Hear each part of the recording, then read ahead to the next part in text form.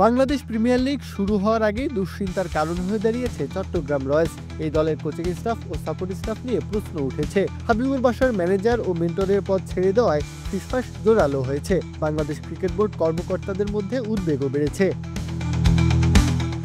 1,10,00,000 টাকা দিয়ে নাইম শেখকে নিয়েও স্বস্তিতে নেই চট্টগ্রাম রয়্যালস। চট্টগ্রাম ফ্র্যাঞ্চাইজির কোচিং স্টাফ, কর্মকর্তা ও সাপোর্ট স্টাফদের তালিকা আন্তর্জাতিক ক্রিকেট কাউন্সিলের দুর্নীতি দমন বিভাগে দেওয়া হয়েছে ব্যাকগ্রাউন্ড চেক করে দেখার জন্য। এই ফ্র্যাঞ্চাইজির সঙ্গে ব্রাদার্স ইউনিয়নের কর্মকর্তা আমির খান জড়িত বলে সন্দেহ বিসিবি কর্মকর্তাদের।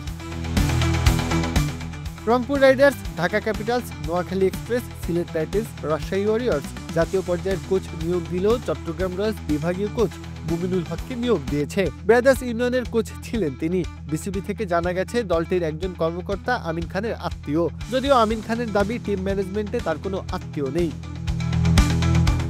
ব্রাদার্স ইউনিয়নের এই কর্মকর্তাকে নিয়ে সন্দেহের কারণ দুর্বার রাজশাহীর সঙ্গে জড়িত ছিলেন তিনি। বিসিবি দুর্নীতি দমন বিভাগের লাল তালিকায় আমিন খানের নাম রয়েছে বলে জানা গেছে।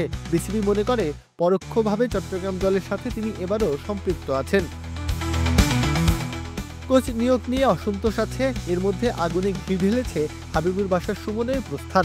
এমনকি নিলাম থেকেও যে দলটা গঠন করা হয়েছে সেটাও খুব একটা ভারসাম্যপূর্ণ নয়। Lankan cricketer Angelo Perera injury নিয়ে সরে দাঁড়িয়েছেন। বিপিএলে 5 বছরের জন্য চট্টগ্রামের এই ফ্র্যাঞ্চাইজিকে নেওয়া হয়েছে। ফ্র্যাঞ্চাইজি ফি, ব্যাংক জামানত ইস্যুতে কিছুটা দুর্বলতা ছিল। ফ্র্যাঞ্চাইজি বাতিল করে বিসিবি নিজে চালানোর ব্যাপারেও সিদ্ধান্ত নিয়েছিল। এত দুর্বলতা থাকার পরও চট্টগ্রামকে ফ্র্যাঞ্চাইজি দেওয়ায় প্রশ্নবিদ্ধ হয়েছে বিসিবি নিজেও।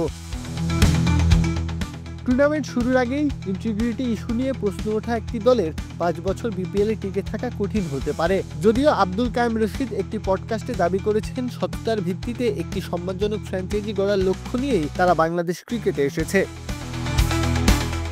দলের ভেতরে অনৈতিক কিছু ঘটলে তারা নিজে থেকেই সরে দাঁড়াবে। প্রশ্ন উঠেছে, তাহলে বিপিএল শুরুর আগেই কি সরে দাঁড়াবে চট্টগ্রাম রয়্যালস?